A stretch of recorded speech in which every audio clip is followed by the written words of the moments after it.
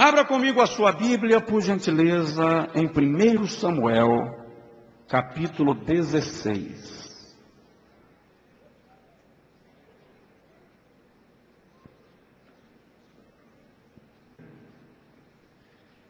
1 Samuel, capítulo 16, versículo de número 1. Quantos encontraram e podem dizer amém? Está escrito assim: Então disse o Senhor a Samuel: Até quando terás dó de Saul, havendo-o eu rejeitado, para que não reine sobre Israel? Enche o teu vaso de azeite e vem, enviar-te-ei a Jessé, o belemita, porque dentre os seus filhos me tenho provido de um rei. Quantos podem dizer amém? Diga comigo assim: Deus nunca fica sem representante. Agora coloque a mão assim no peito, por favor, e diga comigo: Senhor, fala comigo e te darei a honra e a glória para sempre. Amém. Agora dá uma cotoveladinha de leve no vizinho e diz para ele aquela frase: dá glória a Deus aqui é de graça, paga nada. Amém? Aleluia. Queridos, olha, eu falei semana passada que iria ministrar aqui hoje sobre contrariando Deus com a melhor das intenções. Foi isso que eu disse? Mas eu sei que Deus é Deus no sentido mais intenso do termo divindade. Deus é Espírito eterno. Deus é soberano e tem vontade própria.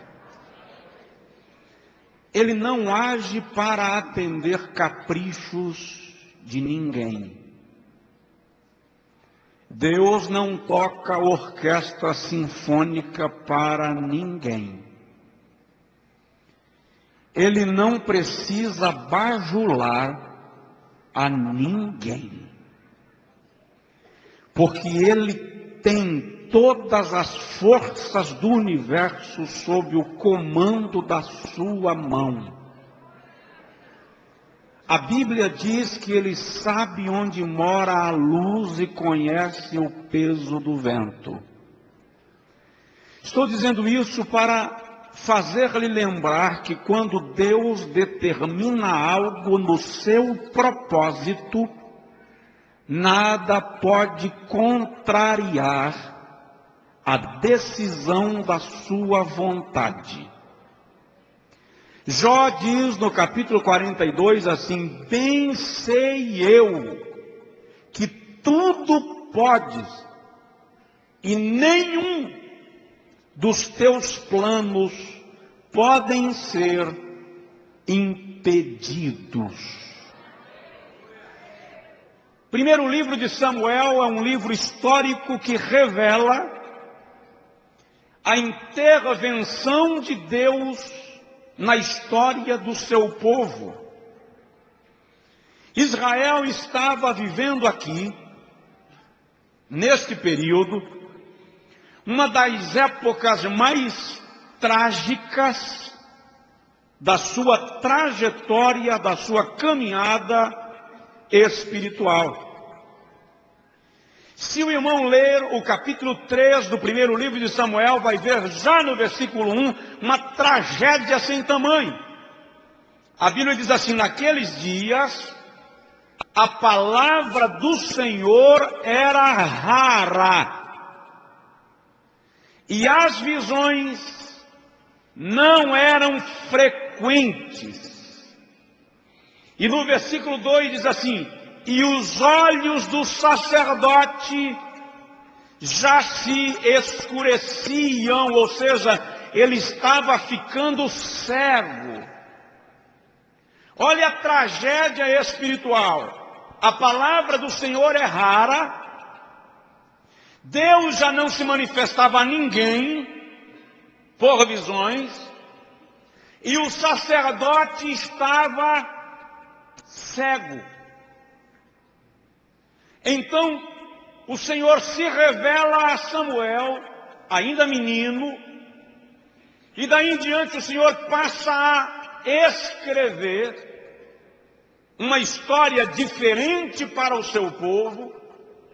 No capítulo de número 4 e 5, revela-nos que os filhos de Eli, que era o sumo sacerdote da época, filhos de Eli, estavam profanando o lugar santo de Deus. A palavra do Senhor era rara, as visões não eram frequentes, o sumo sacerdote era cego, os sacerdotes, seus filhos, estavam profanando o lugar santo, e os filhos de Samuel, que deveriam dar continuidade ao ministério do próprio pai, também não honraram o ministério do próprio Samuel.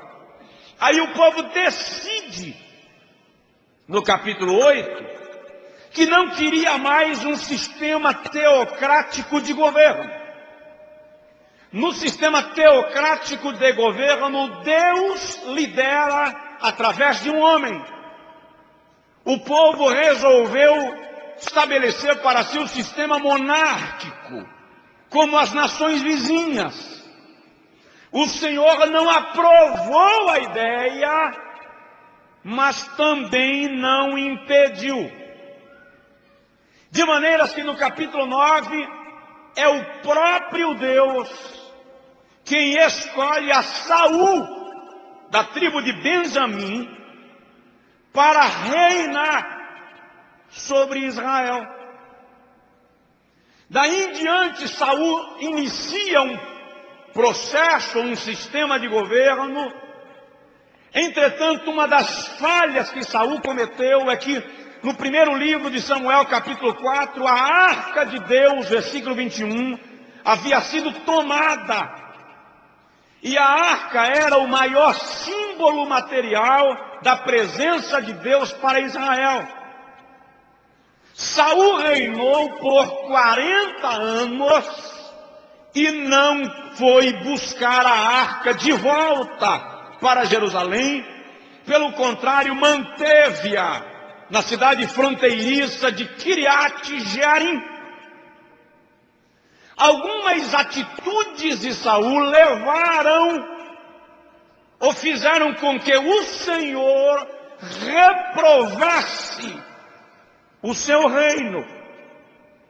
Agora, no capítulo 16 de Samuel, o Senhor aparece ao profeta e diz assim: Samuel, até quando você vai ter pena de Saul? Até quando você vai ter dó de Saul? Sabendo que eu já o rejeitei. Sabe o que Deus estava perguntando a Samuel? Em outras palavras, era mais ou menos o seguinte: ô Samuel, você está tentando ser mais misericordioso do que eu? Eu já rejeitei e você está empurrando com a barriga?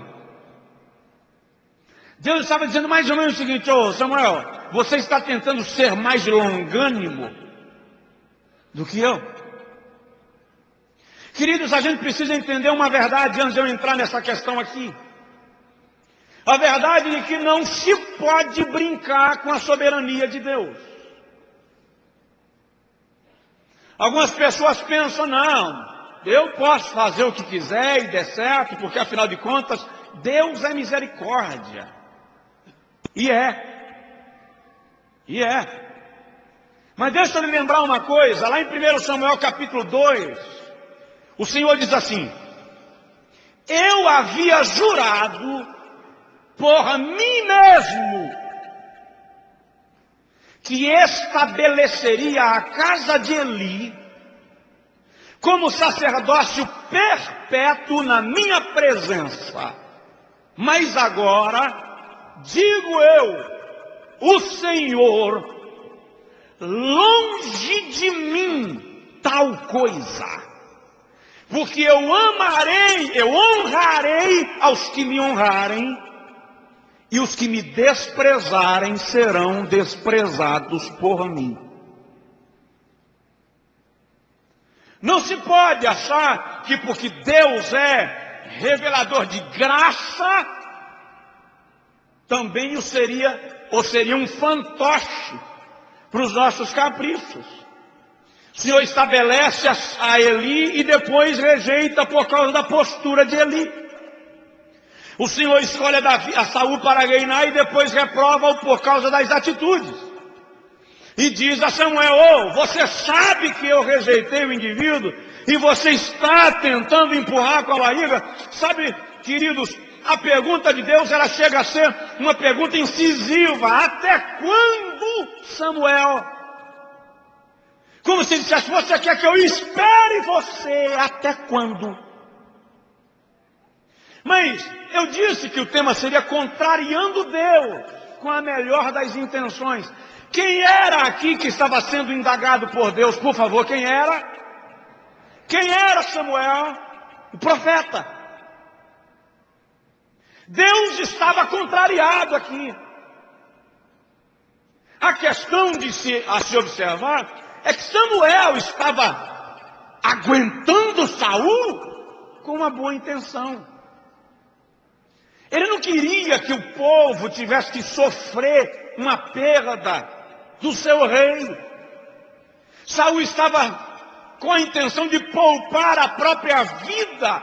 Samuel estava tentando poupar a própria vida de Saul. Samuel estava agindo, digamos que, de frente com a determinação divina, para não permitir que o povo chorasse a mudança de um sistema de governo, para não permitir que o povo chorasse a perda do rei, para não permitir que o povo tivesse que passar por um processo de mudança de liderança. A intenção de Samuel era boa, mas a vontade de Deus está acima das nossas intenções. E aí vamos dar uma caminhada na Bíblia para ver alguns homens contrariando Deus com a melhor das intenções. 1 Samuel capítulo 13, outra vez. Saul vai à guerra. E a Bíblia diz que ele estava sitiado pelos israelitas. Pelos filisteus, perdão. Os filisteus cercaram o reino de Saul. E ele fala com Samuel, e Samuel diz para ele: olha, Saul, vai a Gilgal, reúne todo o exército em Gilgal. Você está me entendendo? Diga amém. Reúne todo o exército em Gilgal, me espera 7 dias, e eu irei ao teu encontro em Gilgal, para que lá ofereçamos sacrifícios ao Senhor. Então tu irás à guerra contra os filisteus, tendo oferecido holocaustos ao Senhor. Mas a Bíblia diz, a partir do versículo 8, que Saul esperou por 7 dias, mas Samuel não apareceu. E Saul entrou em desespero, porque o povo começava a se dispersar. E para não perder a popularidade, Saul caiu na tentação, edificou o altar e ofereceu o holocausto ao Senhor. Oh, por favor, ofereceu o quê? Holocausto. A quem? A intenção é boa ou ruim? Ele estava oferecendo culto a Deus. Quando ele termina de oferecer sacrifício, o profeta chega. E Saul desceu e foi encontrá-lo e disse: olha, como eu via que tu estavas a demorar, e o povo desesperado se dispersava, eu adiantei, eu dei uma agilizada, eu já dei uma caminhada na frente, e eu já ofereci sacrifícios a Deus. Sacrifícios a quem? Aí o profeta olhou para ele e disse: agistes como um tolo. O Senhor haveria confirmado o teu reino, se tu tivesses atentado para a sua palavra, mas por causa da tua desobediência, o Senhor toma o teu reino de ti. Por quê? O que ele fez? Saul pecou em oferecer holocausto? Saul pecou em desobedecer a ordem divina. Duas ordens. A primeira é que quem oferecia sacrifício era o sacerdote e não o rei.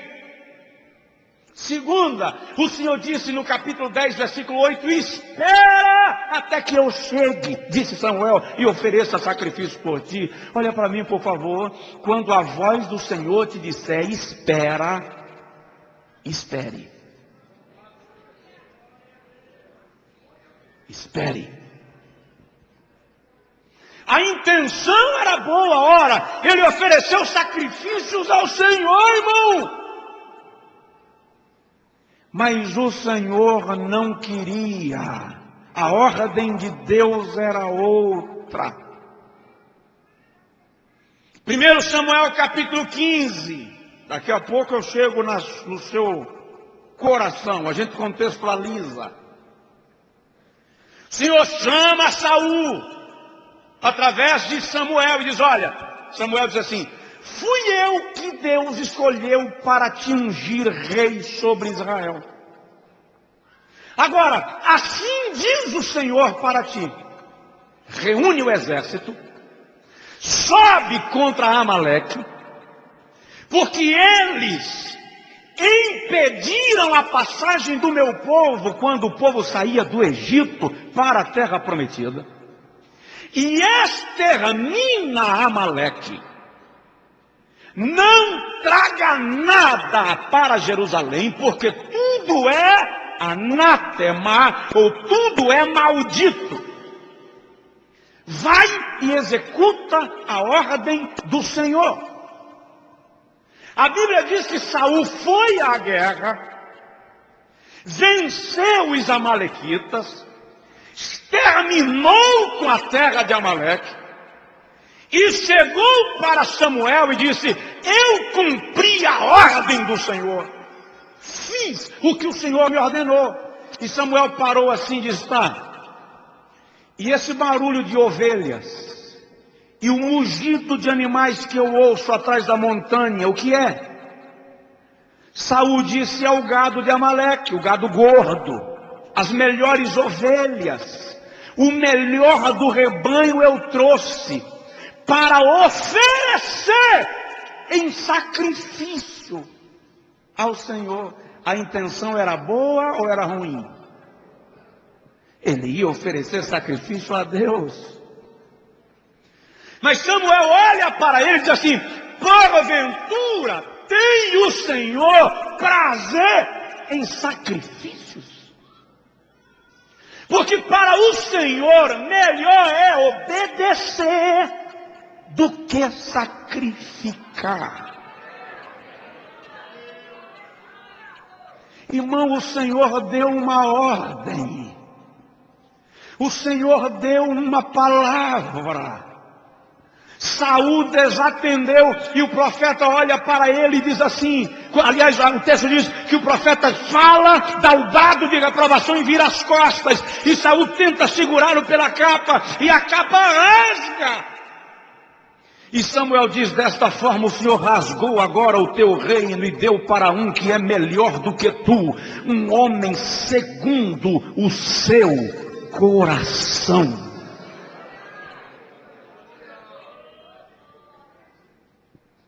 A intenção era boa ou má?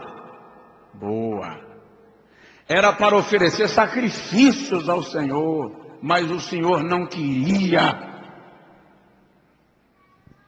Porque Deus não tem a necessidade de se adequar aos nossos intentos. Eu vou repetir, Ele é soberano. Ele é Deus no sentido mais inteiro do termo divindade. Portanto, para nós oferecermos a Deus um culto, nós precisamos, antes de qualquer coisa, atender a sua voz. Eu conheço gente que ora muito, que jejua muito, mas que não atende à determinação divina, que desobedece por livre e espontânea determinação, contrariando Deus com a melhor das intenções. Eu vou mais. 1 Reis, capítulo 16. Acás era rei de Israel. E a Bíblia diz, presta atenção nisso, Acás saqueou o templo de Jerusalém, todo o ouro que tinha em prata, mandou para o rei da Assíria, para que o rei da Síria, que era mais forte do que ele, fosse derrotar o rei da Síria. Não confunda Assíria e Síria. O rei de Israel contratou o rei da Assíria para derrotar o rei da Síria, pagou caro, e depois que ele soube que o seu inimigo estava exterminado, ele foi na Assíria, a Damasco, para contemplar a derrota dos seus inimigos. E a Bíblia diz que quando Acás chegou a Damasco, ele ficou encantado com um altar. Um altar. O altar era edificado para adorar aos deuses pagãos, mas era lindo. Acás não resistiu. É para deuses pagãos, mas a gente pode adaptá-lo, a gente pode aplicá-lo. Não é 1 Reis, é 2 Reis, capítulo 16. E Acás, diz a Bíblia, chamou o seu desenhista. Acás chamou o seu projetista e disse: desenha esse altar de Damasco. Desenha igual e manda para Jerusalém. Porque quando chegar lá, eu quero oferecer a Deus um culto num altar igual a esse. E a Bíblia diz que o desenhista copiou exatamente e enviou. E o sumo sacerdote edificou o altar. E quando Acás retornou da viagem, o altar estava pronto. E ele inaugurou fazendo um culto, um sacrifício. Adorou, sacrificou cordeiros. A nação se curvou. A pergunta é repetitiva, mas lá vai. A intenção era boa ou era má? Mas Deus reprovou não só o altar, quanto também o reino de Acás. E a Bíblia diz que ele morreu e em todos os dias da sua vida cometeu a idolatria. Será que nós não estamos nos nossos dias copiando altares em Damasco para adorar a Deus em Jerusalém?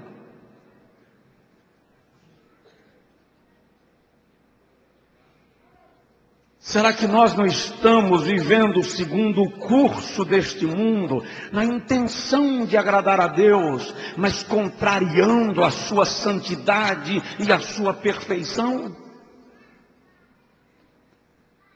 Nós reproduzimos músicas mundanas e enfiamos no culto a Deus, e chora, aplaude, grita, pula, é para Deus, mas será que não é altar de Damasco? Em Jerusalém. A intenção é boa, mas Deus está sendo contrariado.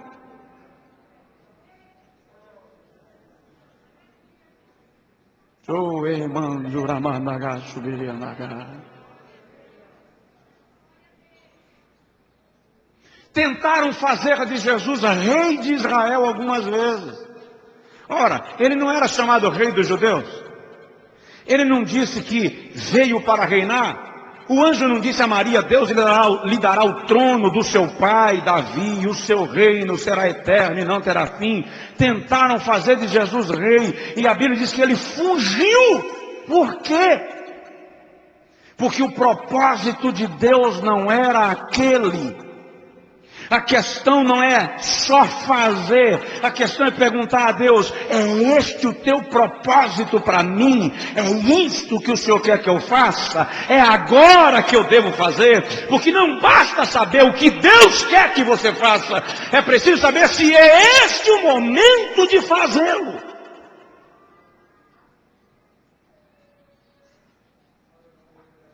Quando eu vim morar em Feira de Santana, eu vou confidenciar algo para vocês. Não conta para ninguém, tá? Por favor. Tá. Segura aí. Guarda segredo. Eu tinha dito à minha mãe que a cidade que eu não moraria era Feira de Santana. Eu não queria morar em Feira. Eu ainda paguei 2 meses de aluguel em Vitória da Conquista. E um dia eu estava orando com a minha mãe mesmo, que a minha mãe ora, que é uma beleza, ora porque gosta. E o Senhor tomou a minha mãe em profecia e disse assim: para onde você não quer ir, eu vou lhe levar. Eu entendi na hora. Mas entendi na hora. Assim que eu cheguei em Feira de Santana, eu fui ministrar nos Estados Unidos.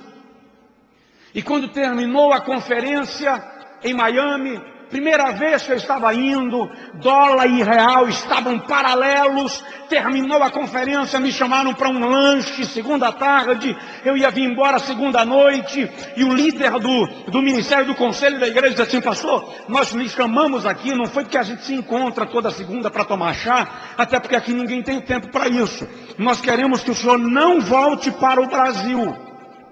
Falei: não, irmão, perdeu o juízo, eu tenho obrigações lá, eu tenho compromissos. Não, pastor, a gente não quer que o senhor largue tudo de mão, não. A gente vai mandar as passagens e o senhor vai trazer a família para Miami e o senhor vai pastorear a nossa igreja.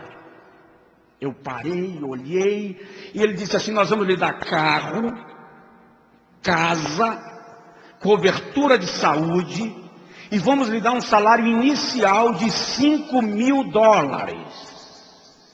Eu pensei: é de Deus. Aqui no meu coração, Jesus disse na hora: não tenho nada a ver com isso. Vá embora. Aí eu pensei assim: Jesus, faz a conta de novo. Dólar e real estavam mais ou menos iguais. Eu pensei com Jesus: 1 ano aqui, Senhor, é suficiente. 1 ano. Depois eu posso ir embora. E continuo à vontade lá em Feira de Santana. Depois de 1 ano. E o Senhor me disse: vá embora. E eu disse: irmão, eu não posso.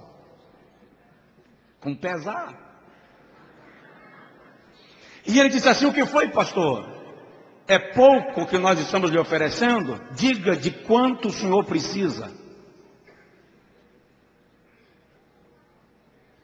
Eu disse: não é dinheiro, irmão. É que fora da vontade de Deus, $5.000 não paga nem remédio. A intenção era boa, mas o propósito de Deus não era aquele.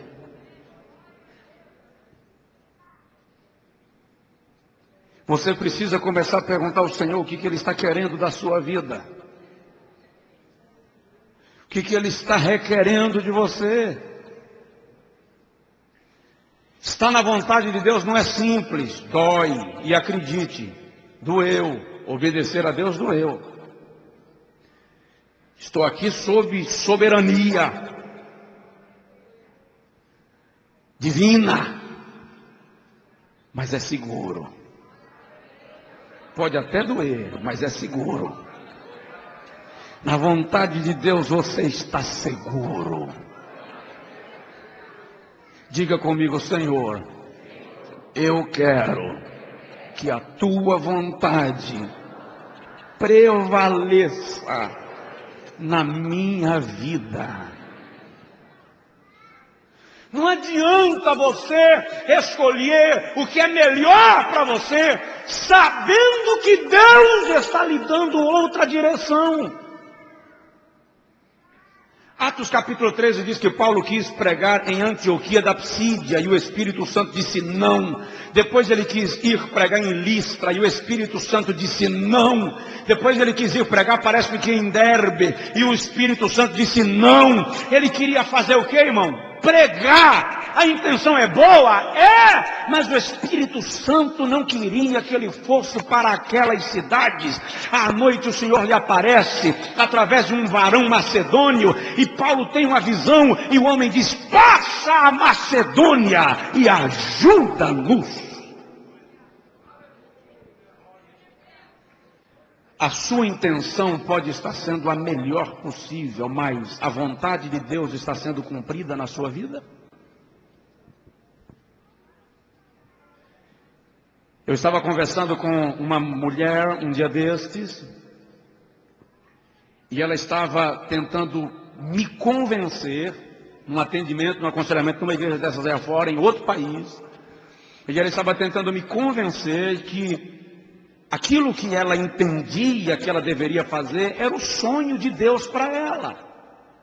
Mas ela disse assim: eu não tenho obrigação de cumprir o sonho de Deus. E o meu sonho, onde fica? Eu disse para ela: minha irmã, eu sou o pai. Eu sou o pai. E eu sonho com o futuro do meu filho. E obviamente ele vai ficar adulto e não tem obrigação de cumprir o meu sonho. Não tem. Mas existem duas opções para um filho. Você pode ser a realização do seu pai, ou pode ser a frustração dele.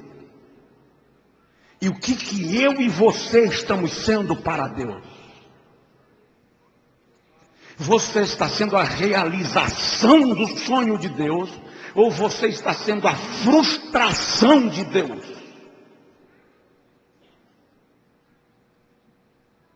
Sua intenção é boa, mas a vontade de Deus é soberana. Eu vou encerrar. Terça-feira a gente continua. Muitas pessoas sabem o que Deus está querendo delas. Sabem o que Deus está requerendo delas. Mas elas são obstinadas, teimosas e preferem que a sua própria vontade prevaleça.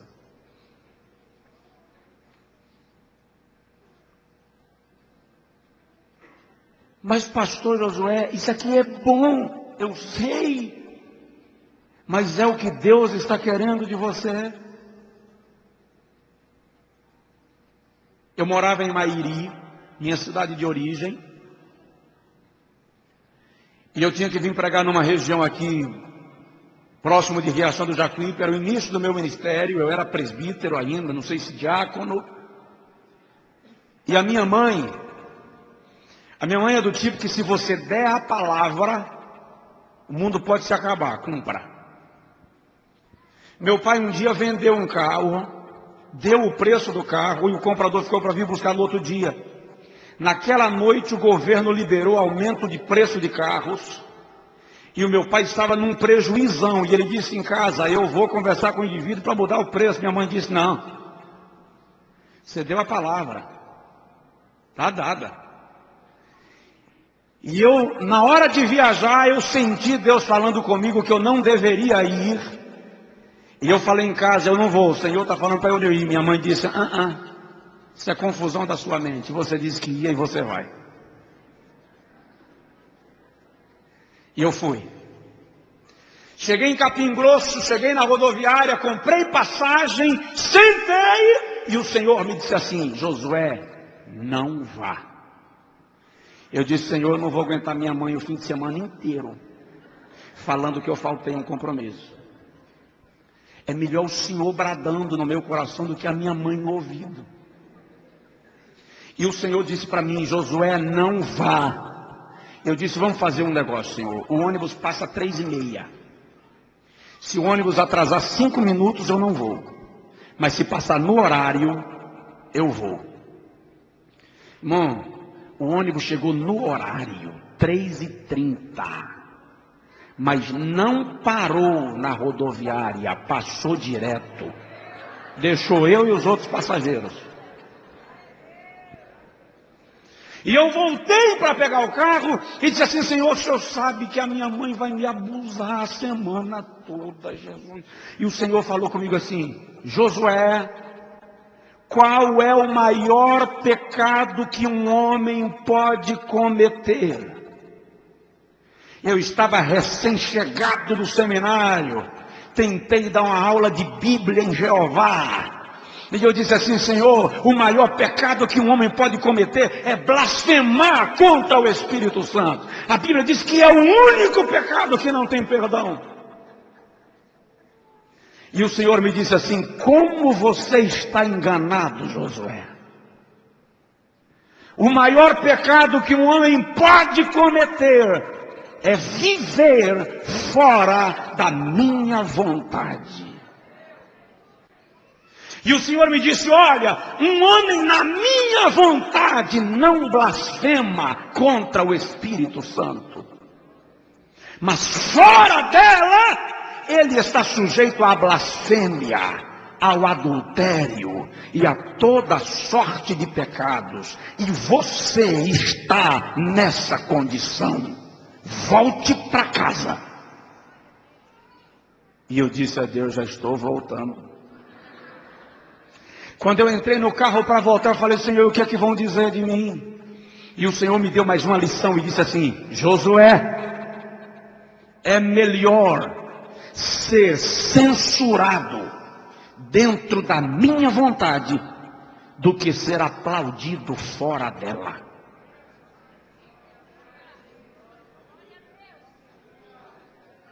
Às vezes você acha que está na vontade de Deus só porque lhe aplaudem.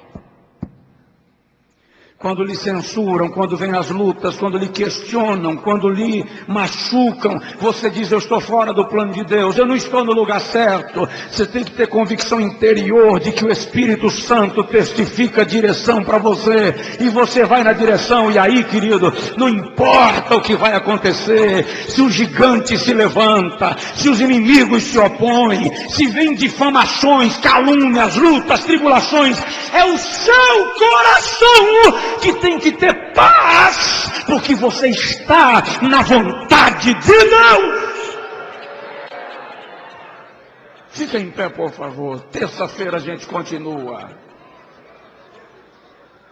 Eu já me ajoelhei quantas vezes à noite, quantas vezes saí da porta da minha casa e olhei para o céu estrelado e perguntei para Jesus: o tempo chegou, Jesus, está na hora.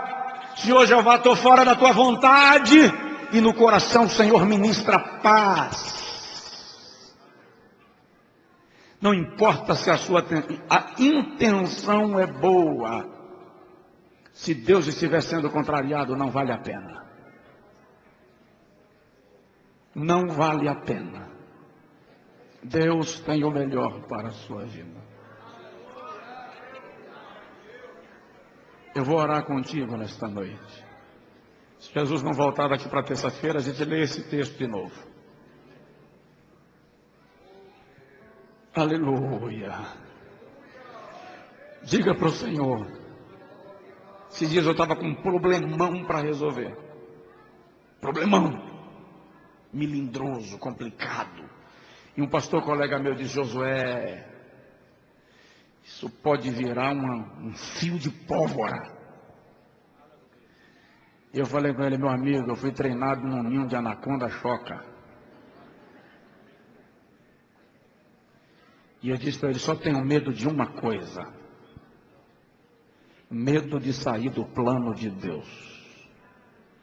Mas se eu tiver certeza que Jeová está me dirigindo nessa direção, a Bíblia diz que Jesus tinha o seu rosto como rocha.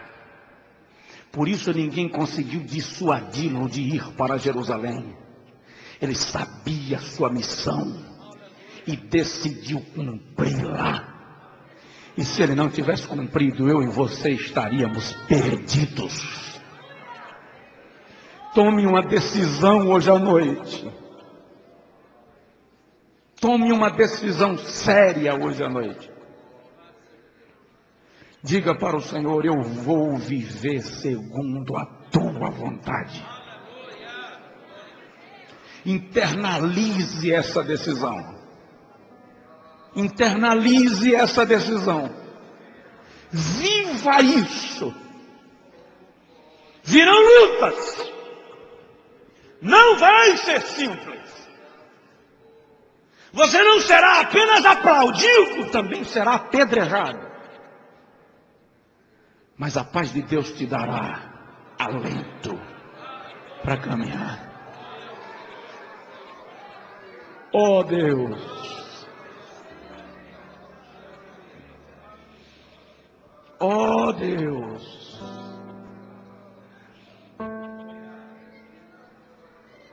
muito obrigado, Senhor, pela tua palavra. Muito obrigado pela tua presença conosco.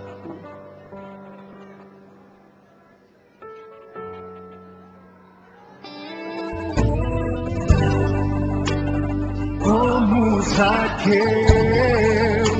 eu quero subir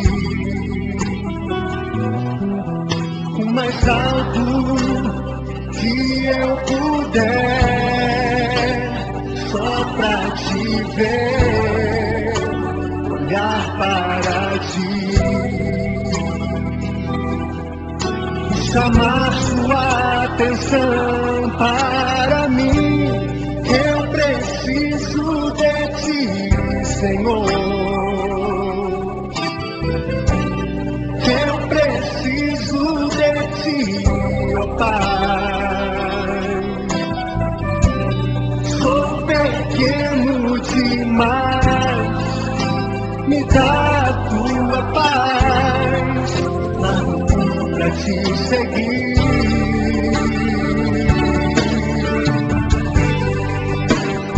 Entra na minha casa, entra na minha vida, mexe com minha estrutura, sara todas as feridas, me ensina a ter santidade.